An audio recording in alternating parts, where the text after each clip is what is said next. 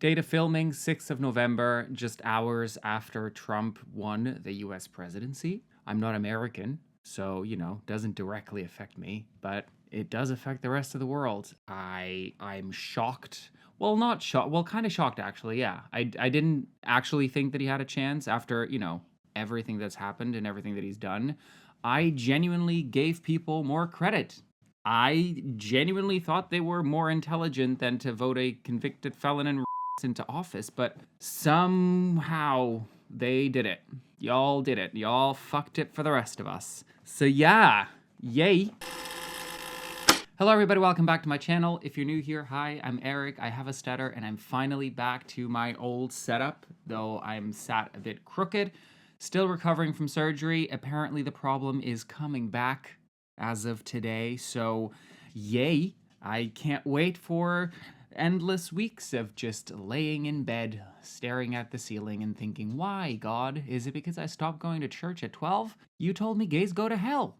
What was I supposed to do, right? But if you're not new here, what up, whores? I was gonna film this video a few days ago, and then I wasn't feeling very well, and I thought, let me just postpone it a few days, and I'm glad I did. Because today we're talking about grotesquerie, and isn't that the state of the world? Look around you. It's grotesque. The state of things is fucked up. Now, if you're not familiar, Grotesquerie is the new Ryan Murphy-produced series. It's a horror, thriller, investigation, crime, drama. It's a lot of things, and it's nothing at the same time. If you've seen my video on Ryan Murphy's The Lyle and Eric Menendez story, you'll know that I have very strong opinions when it comes to Ryan Murphy adapting real-life stories, right? He should stop. This, however, is a piece of original work that he wanted to keep under wraps, very secretive, because they were really trying to go for something different, something special. And it is like a new season of American Horror Story. But not like the first few seasons, like Murder House, Asylum, Coven, those were good ones. No, this is more like Delicate, starring Kim Kardashian, except Kim Kardashian was replaced by Taylor Swift's boyfriend, and his acting shows it. In all honesty, I don't get it, right? I'm a self-proclaimed Ryan Murphy fan at times. I loved Scream Queen Season 1 and sort of Season 2. I watched Glee religiously every week. I was a fan of American Horror Story the first few seasons, but then it just kind of took a deep dive into Trash Town and stayed there forever. So watching Grotesquerie, I thought, okay, as soon as the promotional material came out, I thought it looks a lot like American Horror Story, and if the latest seasons are anything to go by, it's gonna be trash. But I decided to give it a chance anyway because, it stars Niecy Nash. I love Niecy Nash. She's great. And it was touted as this very violent, gruesome horror series season. I thought it was going to be a limited series, like one season, one and done, that's it. Let's wrap it up and do something else next year. The first few episodes are intriguing enough that it keeps you wondering, it keeps you guessing, and sort of keeps you interested. But from like episode 4, even earlier than that, it just takes a long drive into Snooze Town. It becomes boring, convoluted as hell, and it just loses you. Like, Mike Flanagan? So he's like, to me, a genius of horror at the moment, right? He does great movies, but what he does really, really well are TV series, right? Entire 10-episode arcs of a bunch of characters, a bunch of symbolisms, and when you really pay attention, everything makes sense. Everything is intentional. The dialogue is brilliant. The imagery is captivating. The stories are just emotionally gripping. Like Midnight Mass, for example, is the best example I can think of. It's just so beautifully told. All the elements come together at the end. The symbolisms, the imagery that he uses. It's not just thrown in there for shock value or to create suspense or a mystery that's bubbling in the background. No, everything is intentional and makes sense. So Grotesquerie is like the cheap man's Mike Flanagan. He's got a lot of interesting ideas, I'll give him that, but the execution feels like someone forgot to put in the work. Somebody wanted to tell this very dramatic, gripping, emotional roller coaster of a journey that this detective goes on, but then forgot to make it interesting or make sense, right? And then the audience is left to pick up the pieces or wait another year until the series is hopefully renewed for a second season and we get more answers. But then with this type of series comes another season, another bunch of questions that aren't going to get answered by the end of it. And that's why I stopped watching From. If you haven't seen it, From, great ideas, great premise, and then it just kind of lost me because every episode is a new mystery and it's never going to get solved. And then you just know that if you go back to the episodes, a lot of loose ends aren't going to get tied up. Remember Lost? Not gonna get pulled into one of that again. Now, if you want something that has a true narrative from beginning to end and everything makes sense, watch Dark. It's German, it's on Netflix, it's got 3 seasons, and you can tell that everything was intentional because they had the story arc for all 3 seasons laid out before they started shooting the first episode of the first season. They knew where it was gonna go from beginning to end, and I'm pretty sure Grotesquerie has no idea where it's gonna go. So Grotesquerie follows Lois Tryon. She's this decorated / alcoholic detective in a small town who investigates a series of gruesome, brutal murders that are plaguing her town. And she teams up with a nun who writes a column for a religious newspaper detailing real crime to investigate these murders that are somehow connected to Lois and are somehow the killer toying with Lois and her abilities as a detective. And I don't know, after seeing Trump get elected, Grotesquerie feels exactly the same. You know, we have a lot of build-up in the first few episodes. Everyone is really excited for what's to come. Then it loses steam about episode 3 and 4. And then when you really think that it couldn't get any weirder, comes a plot twist that nobody asked for and gives you another plate of hot garbage. It was bad before, but now it's just why? It's like a waste of time. And I give credit when they try to make a plot twist work, like really shock viewers and make you realize, oh my god, I was wrong this entire time. I was fooled. But in this case, it don't make sense. This plot twist was just out of left field. We were being given so much information, but then the investigation aspect of the TV series never came to fruition. We were spending way too much time on family drama that never really got resolved at any point in the story. Meanwhile, the murders, the horror aspect that brought people to this show was just being shown in the background almost as an afterthought. And it's frustrating because I can see that the series does have a lot of good ideas, right? Think of The Usual Suspects when there's that plot twist at the end that you realize he's been making up this story as he goes, grabbing like elements from The Room. And I would say that he was inspired by that type of plot twist. I know that it's probably been done a lot in other places. We've seen that recently in Agatha All Along. Spoiler alert, sorry, this is a lot of spoilers for a lot of things. But in this case, it just didn't work. And I genuinely don't understand why they cast Travis Kelce in this. Like, nothing against him as a person. I just have a pet peeve when Ryan Murphy casts these celebrities that don't really have any acting credit to them, any acting experience, and he just puts them there almost as like a way to fish out more people to watch the show, to pull in bigger audiences. Like, why was Kim Kardashian in American Horror Story delicate? Right? Those are images I am never gonna forget.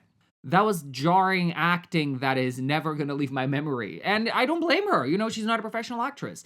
I just think it's unfair considering that there are so many people who spend years and years and thousands of dollars and pounds and euros in acting school and acting classes and really honing in on the craft just for a guy that's popular because he's a football player and is dating Taylor Swift to swoop in and be like, yeah, I'm hot, hire me. And they're like, yeah, cool, we'll work around your schedule. And here he is, playing Eddie, the orderly. But nonetheless, Grotesquerie, beyond these very odd choices, is just a disjointed narrative that wants to surprise audiences. They want to shock you and they want to confuse you, but the payoff isn't there. You know, it's like a good joke that doesn't have a punchline, and you're left feeling empty. Like, I left this feeling bored.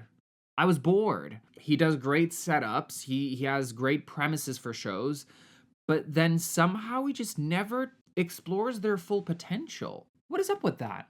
Brian, do you need more writers in your room? Do you need a new team? Do you just need a break? Because let's be honest, I mean, Hollywood, there's more gay writers out there, right? There's more gay producers. There's more gay directors. Like, the chokehold that this man has on FX is crazy. Or maybe he self-funds his projects, which I doubt. So if you want to know what happens in Grotesquerie, but you're not really keen on spending 10 episodes of your life getting bored to death, getting talked into sleeping, then stay tuned because we're going to go through a quick summary of the story and you tell me at the end if you think it's stupid or not. All right, so without further ado, let's get into Grotesquerie. And yes, I had a crisis So the homosexual jumped out and I bleached my hair. So as I said, Grotesquerie follows Lois Tryon, a decorated detective who starts investigating a series of gruesome murders that are happening in her small town. But that's just a very small part of the story. A big part of it focuses on her personal life. She has a daughter called Merritt, and she has a tumultuous relationship with her. Her daughter is morbidly obese and is actively trying to get bigger so she can get cast in a reality TV show called Half Ton Trauma. And most of their relationship is based off of their own addictions. Lois being addicted to alcohol, Merritt being addicted to food. They chastise each other, but because they also don't want to relinquish their own addiction, they're kind of in a contentious relationship where it's like, I'll allow you to kill yourself slowly if you allow me to kill myself slowly. Meanwhile, Lois's husband is in a coma, has been in a coma for 29 days. His name is Marshall, and as it turns out, he was also addicted to sex. He was a serial cheater. And there's this nurse that works at the hospital taking care of Marshall, who is very into Marshall. And there's this whole side story where she tries to get Lois to hand out the rights of life and agency to Nurse Red because she cares for Marshall and she thinks that Lois doesn't care at all. So Lois should give Red an opportunity to take care of Marshall. And so these side stories eat up a lot of the series. There's one episode where Lois is cooking a turducken for her daughter. And I had seen turducken in the past in a movie, I think.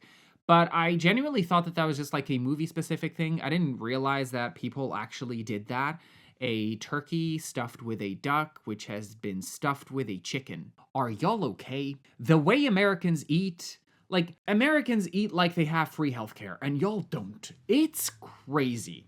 But the entire episode is Lois cooking this incredible turducken and Merritt just like licking her lips in a corner, like salivating almost. And then at the end, they kind of agree to not push each other to end their vices, right? So Lois can continue drinking and Merritt can continue eating. And they'll both end up in a grave very soon, and that's that. Also to note that the entire series is filmed in these very muted tones. It just makes for an uncomfortable viewing.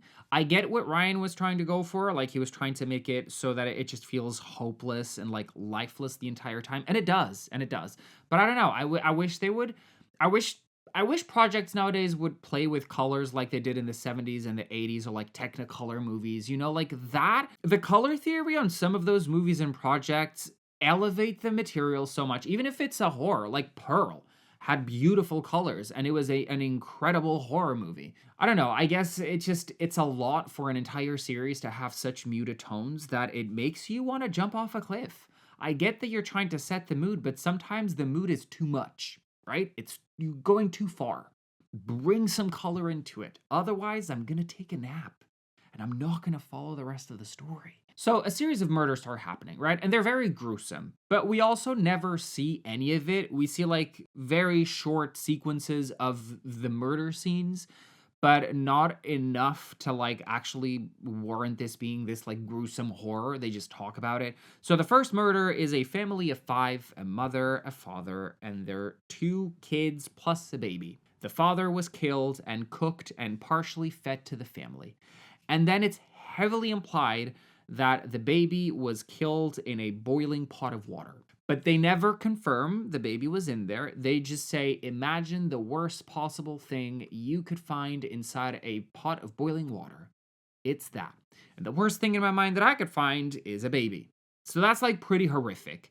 And apparently the family died of cardiac arrest out of pure shock. And pretty early on, Lois teams up with this nun, Sister Megan. Sister Megan is very enthusiastic about true crime, and she writes a column for this church magazine to go out to all of the followers of the Lord of Christ. And I don't know why, but Sister Megan walks into the police station and is like, oh, there's been a new murder. Can we talk about it? And Lois just starts spilling all of the details that you're meant to not spill to the press or the general public because it's an active investigation. But for some reason, Lois is like, yeah, I'll tell you all about it. How long do you have? Let's get cracking. And I'm like, Lois, why? Why are we suddenly just like teaming up with a random nun to solve crimes when you're this decorated detective. But for some reason, Lois thinks that Megan is a good asset because Megan believes that the murders are religious in nature. Someone is communicating messages from the Bible or Christ or religious stuff through their murders.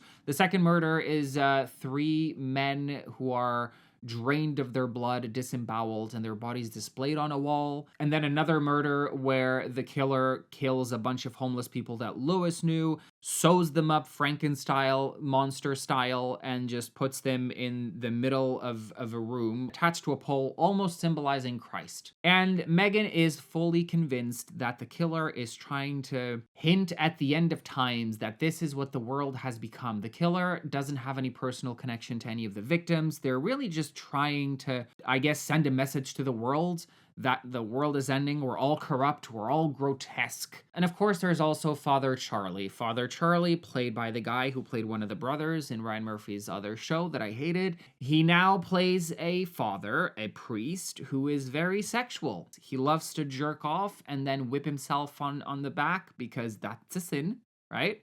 And we don't want to have the carnal pleasures without the capital punishment that goes with it. And for no reason whatsoever, we see this man's ass, the entire ass, like 5 or 6 times. Every time he's on screen, he's wearing these chaps, he's shirtless, and he's just showing off how much muscle he was able to put on in the gym and his ass. And it's a beautiful body. It's a great body. But it goes back to what Ryan Murphy does in all of his projects. He somehow always manages to grab conventionally attractive white men and he just sexualizes the shit out of them. So audiences can go like, oh yeah, Father, fuck me. Like, that's what he wants. He wants people to come in and watch the show because Father Charlie is super hot and he's wearing chaps. He's also a Peloton instructor online, for some reason, this priest. And at some point, Sister Megan and Father Charlie hook up. There's this unspoken lust between them, I guess, and they have this like quirky relationship where he's a fan of her writing and she's enthusiastically writing about these true crimes to increase viewership of the magazine, which is working. It's bringing in a lot more people into the church, which, you know, made me immediately think, okay, Grotesquerie is killing people to bring people to church, so it's probably one of the priests, right? It's either a priest or a nun or something like that, right? Very obvious, very quick conclusion, like who Grotesquerie is, because that's the name of the killer, Grotesquerie. We also meet Eddie, played by Travis Kelce, the professional actor himself. He's an orderly at the hospital, and for some reason he takes a liking to Lois, and they start talking and flirting heavily. And mind you, all of these events, all of these things have like no real flow of events between them. We go from one scene to the next with no real flow, with no real connection. It feels unnatural, almost like we're hallucinating half of the details and we're waiting for one of the characters to wake up and be like, oh my god, that entire thing was a dream.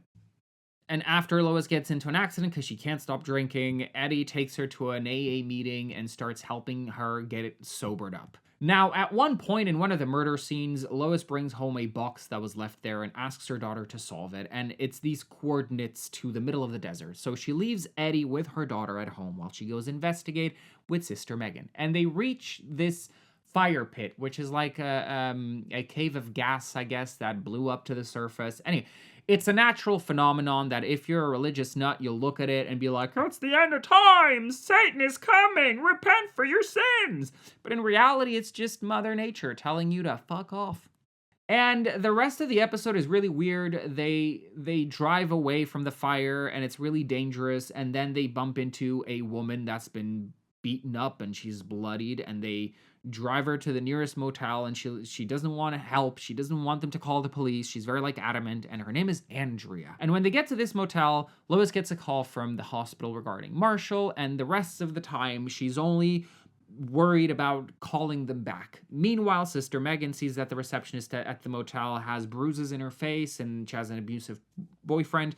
Then there's a car crash. So Sister Megan is dealing with a bunch of shit happening at the same time. Everything is super weird. Nothing makes sense. Meanwhile, Lois couldn't give two shits. She's just trying to call the hospital until eventually a dark figure comes, kidnaps Andrea, and shoots Sister Megan. That all make fucking sense. Megan survives a gunshot wound, and there's a new crime at a maternity ward where women can decide whether or not to give their babies for adoption. And the crime is, again, pretty gruesome. A bunch of pregnant women are dead, and their babies were removed by cesarean. And while investigating a pregnant woman that abandoned her 2 kids the night before, Lois bumps into Maisie, an older woman holding a baby in the middle of a field. It don't make any sense how all of these things are being thrown at each other, whatever. Meanwhile, Nurse Red comes clean with Lois and admits that she was having an affair with Marshall before he entered the coma, and that's why she's been so adamant about taking over the rights to his life, because she truly loves him and Lois truly doesn't. And Lois is like, I'm gonna shoot you if you don't get out of my house. And while interrogating Maisie, she comes to the conclusion it must be this criminal that just left prison that committed these crimes, a woman named Glorious.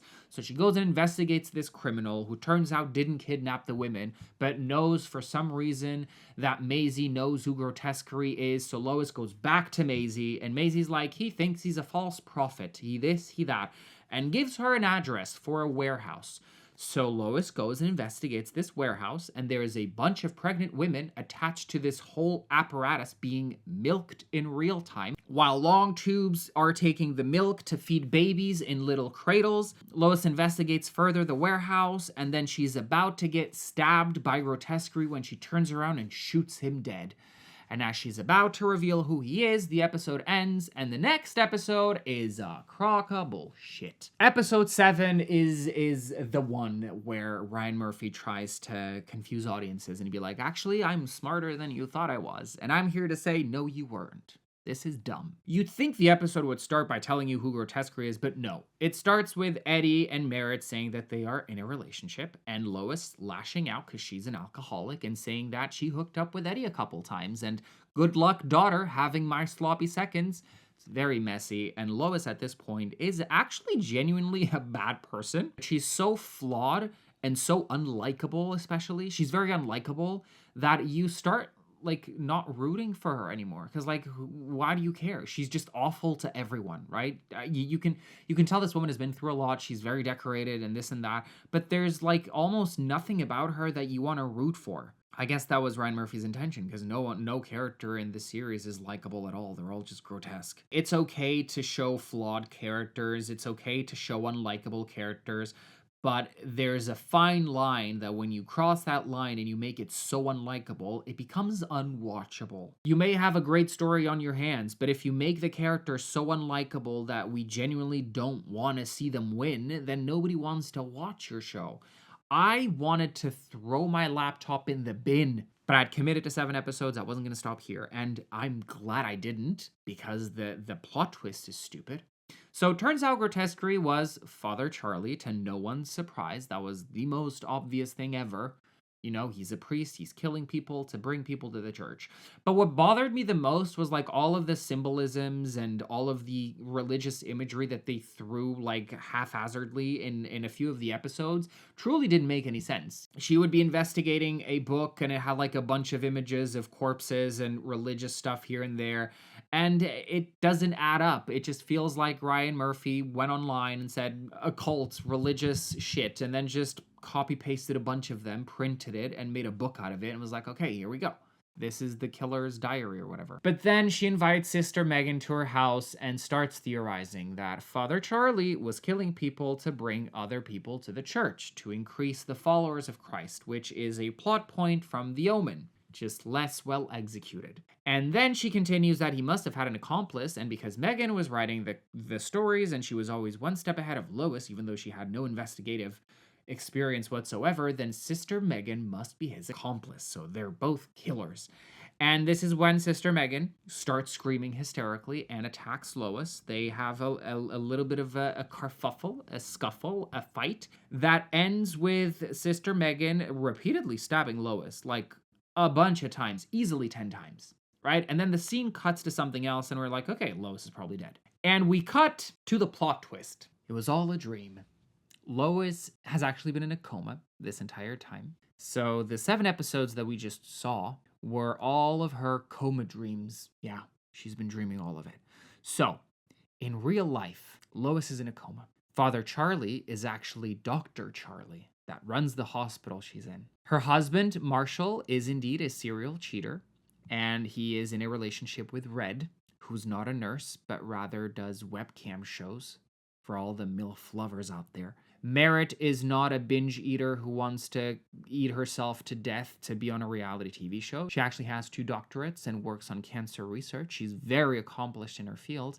And Orderly Eddie is actually a guy who works at a fast food place in the mall. He is married to Merritt, and they're now getting a divorce because Eddie was Lois's sponsor for AA, and they were having an affair for 2 years. Oh, and Sister Megan is not a nun. She's, in fact, Lois's colleague. She's a detective. They work together. And when it switches to this new world, Marshall is essentially deciding that he wants to pull the plug on Lois. So as they're pulling the plug and Lois supposedly is about to die, we cut back to Lois the detective in the fight with Sister Megan. And she's not dead, despite having been stabbed 50,000 times. She survived. This is like watching Scream 6 all over again. And after fighting a bunch more, Lois shoots Megan in the head and survives. And then we cut back again to real life, where Lois is in a coma and she's floating off the hospital bed when suddenly she wakes up. She's alive! Oh, and Maisie, the woman she found in a field holding a baby, is actually her housekeeper. Yeah, this is just a bunch of what the fuck. So then becomes the road to understanding what these dreams meant, because there's this doctor who believes that because she has such vivid memories of her dreams, they're very meaningful and can be used by scientists to communicate with people that are in comas and wake them up. Now, of course, because Lois made everyone an unlikable piece of shit in her dreams, in real life, people aren't that happy. Her daughter kind of hates her because, well, she was having an affair with her husband for 2 years. Megan and Lois also hate each other, but that's more because of a botched case that Lois fucked up because of her alcoholism. It had to do with Andrea, a victim of domestic abuse that they were unable to help, and she ended up dead. And Megan ended up with a slap on the wrist because she was on the case with Lois, even though it was Lois's fault. So there's this tension, this generational tension, because Lois loves to call her an entitled millennial or something. Because on top of everything else, we needed to make this a boomer versus millennial thing. So this doctor believes that everything Lois dreamed about has a meaning. And this is where I think the research that they did for this show was just very thin, because the explanation for her dream life doesn't make any sense, right? So for example, she lacks control of her marriage in real life, so she put Marshall in a coma in her subconscious dream. And because he was having an affair with Red in real life, she's now his nurse. She felt threatened by Megan, her colleague who did everything right, had this holier-than-thou presence, so she literally made her a nun. Grotesquerie, the killer, is an amalgamation of all the fucked up shit that she saw as a detective, the long-term effects of the PTSD her job gave her. Her being an alcoholic is her mind's way of dealing with the fact that she is an alcoholic in real life, even though she's not actively drinking anymore. Andrea represents Lois's guilt mishandling the case, but it was also the catalyst for her finding help, presumably for her alcoholism. And that's where she met Eddie, who sponsored her, and because he was there and she was vulnerable, they kind of started sleeping together. Charlie, the doctor who could take her off the ventilator, she was cognizant of his presence in the room, that he was the doctor that could take away her life. So in her dream, she made him the priest and thrust him with Megan. Made them lovers. Megan, the one that was taking her job, Charlie, the one that could take her life. And then Maisie, she found in real life at an abortion clinic protesting. And for some reason, she took a liking to her and took her in as her housekeeper. So get it? She was protesting abortions. And then she met her holding a baby, wanting to be a mother to a random baby. And just like in real life, in the dream, she took a liking to her. And instead of arresting her, made her an informant. And that's how she solved the crime in her dreams. The mental gymnastics to make this make sense is crazy. Oh, and the women being milked in the warehouse was her subconscious of women losing agency and control over their bodies, something that Lois would be willing to die for, fighting for women's rights. And apparently she got into a coma because of COVID that she caught at a women's rally.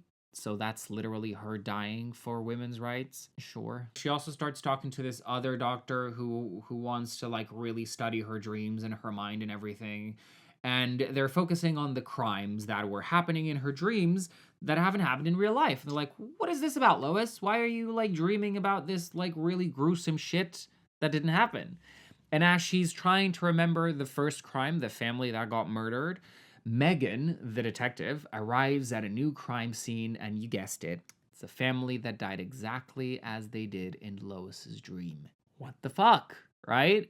What the fuck? The doctor thinks that she may be a prophet. She may have foreseen the future in her dreams, and that's when we really wrap things up and like call it a day, because my god, what is happening? So Megan calls Lois at the crime scene asking for help, and then they meet up at a motel, and Megan's abusive boyfriend shows up, starts beating her up. Then Lois comes out of the bathroom wielding a gun, stops him, and then shoots him execution style. Then Marshall proposes a throuple between Red and Lois. Lois obviously says no, and Red laughs in Marshall's face, saying that I only agreed to the throuple because I knew she was going to say no and I wanted to see your face when she did. Also, I'm breaking up with you because you're addicted to fucking everyone. You've been cheating on me as you were cheating on your wife, and I don't want anything to do with you. Marshall is then accused of sexually assaulting one of his students, even though he adamantly maintains that the relationship was consensual. He gets taken into jail, gets photographed, his prints get taken and everything. And then, just like any brave man who is telling the truth, he gets home and attempts suicide. He wakes up in the hospital after a failed suicide attempt and is approached by Eddie, who has cut his mullet and is now back to being Travis Kelce. And he invites him to a men's meeting, which turns out to be a men's rights meeting. And of course, they talk about pronouns and being a strong man in today's society. And honestly, I would laugh, but after Trump just won, that's the new reality, right? Just men meeting in a basement complaining about having to call people they, them, and, you know, the mental gymnastics they'd have to do. You can't expect people with singular digits IQ to remember that they, them can be used to refer to one person. It's a lot. And at this meeting of men's rights group, every man that we've met so far is there. There's Father Charlie, there's the two doctors that were interviewing Lois, there's Travis Kelce, her husband, a couple of police detectives that worked with her. It's a mess. It's a mess, but basically, yeah, every man that we've seen on screen is there. Because they don't like the fact that they can't beat up women anymore and get away with it.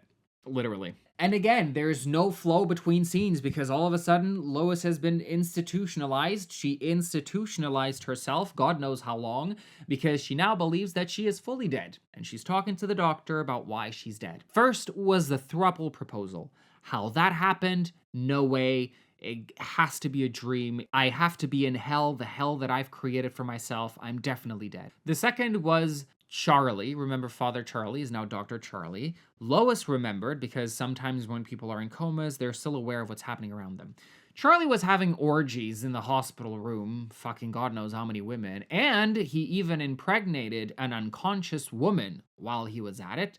And when Lois confronts him, he calls her all the names under the sun. Like, he goes on a very vicious, aggressive rant against her. And third reason why she thinks she's dead, when she killed Megan's boyfriend, she said, I'm just gonna get some fresh air, think about things, get the supplies I need to dispose of the body. And when she drove back, the body was gone. All the evidence of the murder was wiped clean. She approached Megan, who she saw having a meeting with that criminal, Glorious, from the dream. She was like, okay, Megan is in cahoots with a criminal and they cleaned up the crime scene. But then Megan's like, what? No, my boyfriend's fine. I haven't seen him in a couple weeks, but he's not dead. What? That never happened. Lois, are you okay?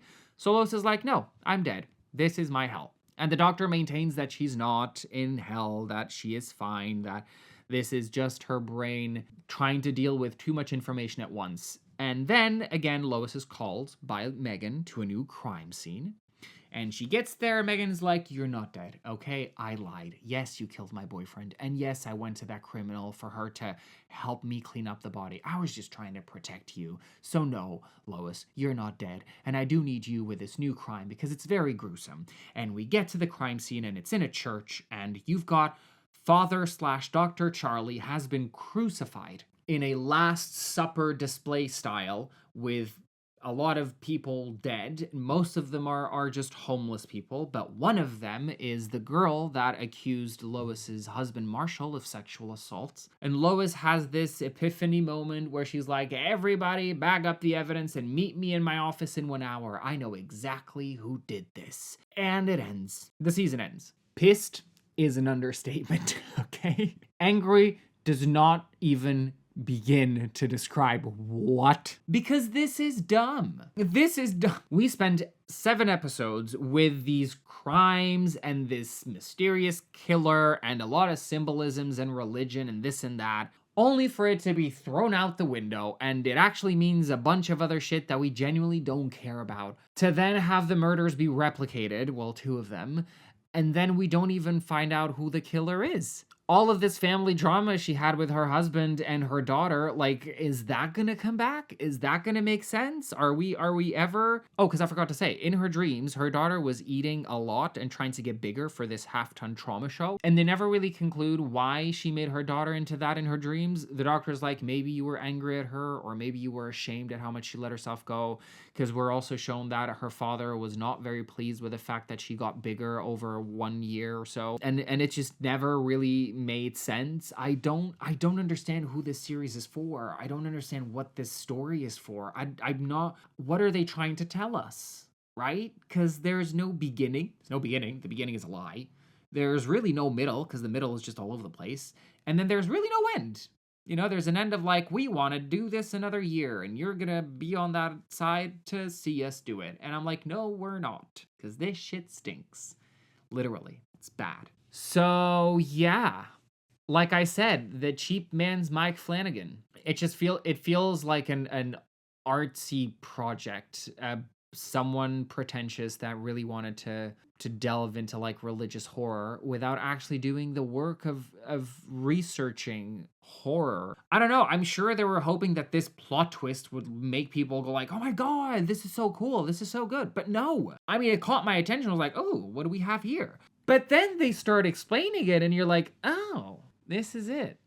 Okay. Well, if I had known, I wouldn't have started it, but I did. And here we are. And with that said, yeah, that's Grotesquerie. What did you guys think? Did you guys watch it? Are you going to? Or are you not? Did it pique your interest? Didn't mine. There you go. That's Grotesquerie. I hope you like this video. If you lasted this long, thank you so much for tuning in. If you like this video, feel free to leave a like down below. Subscribe to my channel. Click that bell notification so you never miss a future upload from me. Comment down below. And yeah, until next time, stay safe, stay sane, stay stupid, and stay stuttering. Bye, guys.